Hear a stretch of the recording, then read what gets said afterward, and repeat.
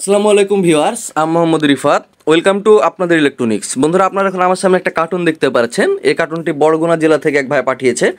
তো এর মধ্যে একটি এমপ্লিফায়ার আছে। তো এমপ্লিফায়ারটি কী অবস্থায় আছে আপনাদেরকে সাথে নিয়ে এখন আনবক্সিং করে দেখবো। তো আমাদেরকে আনবক্সিংয়ে হেল্প করছে বিজয় ভাই, এবং এখানটিতে মুন্না ভাই এমপ্লিফায়ার তৈরি করছে। তো ফুল গতিতে কাজ চলছে আমাদের। এখানটিতে আরও অনেকগুলো এমপ্লিফায়ার রয়েছে, আপনারা দেখতে পাচ্ছেন।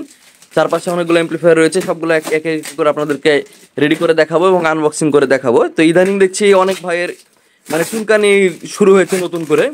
আসলে সিজনটা চুলকানিরই, এখন বর্তমানে অনেক মানুষের চুলকানির অসুখ হবে। তো এই চুলকাতে চুলকাতে তারা অনেক ভুলভাল বকছে, ভিডিওতে এসে আমাদের বিরুদ্ধে উল্টাপাল্টা কথা বলছে। তো তাদেরকে সাবধান করে দিচ্ছি, বেশি বাড়াবেন না ভাই, একদম চুলকানির মলম লাগাই দেবো যে একদম। তো সাবধান হয়ে যাবেন, নেক্সট টাইম উল্টাপাল্টা কথা বলার আগে 10 বার ভেবে চিন্তা কথাবার্তা বলেন। তো বন্ধুরা, দেখতে পাচ্ছেন এমপ্লিফায়ারটা যথেষ্ট পরিমাণ ভালোভাবে প্রোটেকশন দিয়ে পাঠানো হয়েছে দেখা যাচ্ছে। আপনারা ধৈর্য সহকারে ভিডিওটি দেখতে থাকুন, এর মধ্যে কি আছে একসাথে আমরা দেখব।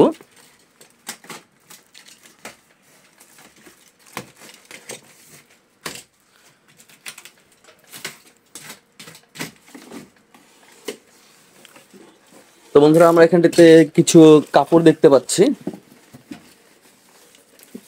আমি এগুলোকে দেখে ককশিট ভেবেছিলাম, তবে ককশিট না, এটা কাপড়। এক কথায় কাপড় দেওয়া আছে এমপ্লিফায়ারের উপরে। তো বন্ধুরা, আপনারা দেখুন, এই ক্যাবিনেটটা হচ্ছে একটা বানানো ক্যাবিনেট মনে হচ্ছে। যে বড় ক্যাবিনেটগুলো থাকে সেই ক্যাবিনেটটাকে কেটে মডিফাই করা অথবা প্লেন শিট দিয়ে তৈরি করা একটা ক্যাবিনেট।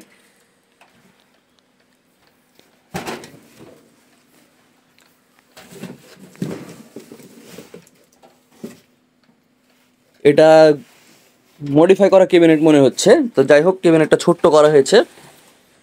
তো এখন এটার ভিতর কি আছে আমরা এখন আনবক্সিং করে দেখব। তো বিজয় ভাই এখন আমাদেরকে খুলে দেখাবে এটার মধ্যে কি আছে। তো আমরা চারপাশে 4টা নাট দেখতে পাচ্ছি।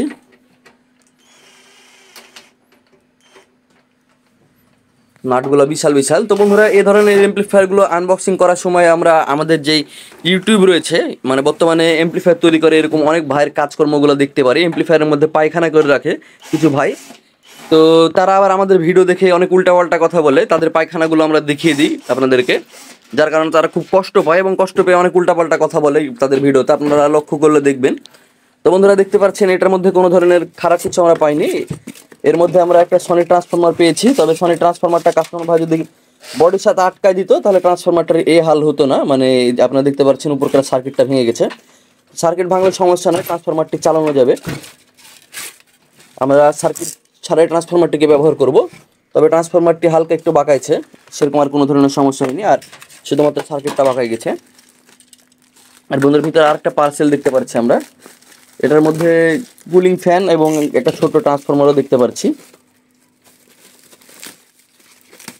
তো এটাও একটা ট্রান্সফরমার, আর এখানটিতে একটা কুলিং ফ্যান রয়েছে, আর একটা কুলিং ফ্যান পেলাম আমরা।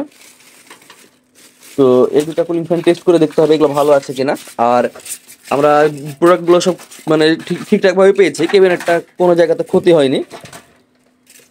আর বন্ধুরা, আপনারা দেখুন কাস্টমার ভাইয়ের প্রতিভা, ক্যাবিনেটটা সে কিন্তু মডিফাই করে নিয়েছে। আপনারা চাইলে আপনাদের প্রতিভাগুলো আমাদেরকে দেখাতে পারেন এভাবে।